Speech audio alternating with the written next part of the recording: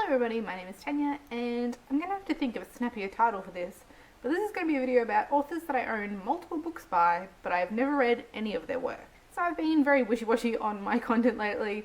I haven't been getting time to film, so I've been thinking about different types of videos that I can film, and yeah, one that I was thinking about is all of the unread books in my collection and all of the authors that I've purchased multiple books from, but I haven't read any of their work, so it's not like I've read a book by somebody and then gone and purchased it. This is authors that I own, more than one book by, but I've never actually read anything by them, so I don't know whether I am going to enjoy their writing or not.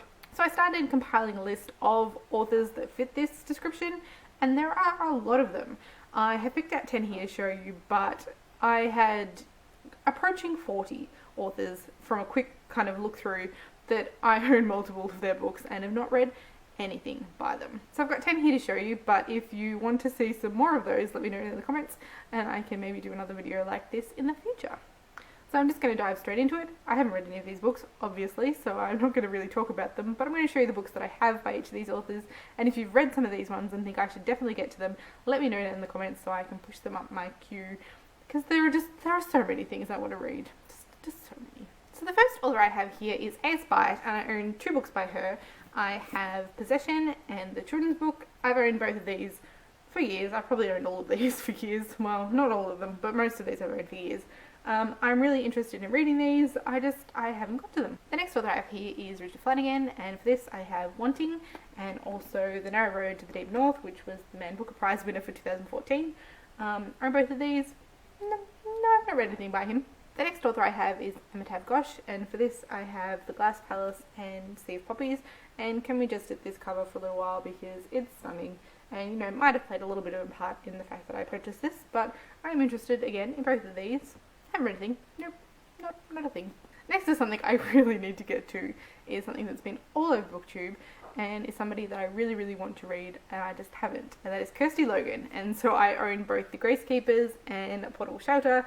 I own the limited edition hardcover of Portable Shelter, and the gorgeous, gorgeous hardcover of The Gracekeepers. I don't often buy hardback, but I went out of my way to buy this hardback because it's just so stunning. Desperate to read these. Nope, haven't read them. The next one I have here is Hilary Mantel. I have Wolf Hall and Beyond Black. And this is another Man Booker winner. Don't think there's a theme, but interesting nonetheless. The next author I have is Kate Morton, and for her I own both The Shifting Fog and The Forgotten Garden. Heard fantastic things about this author, and maybe the size of them is stopping me from reading them, but I still really would like to read these someday.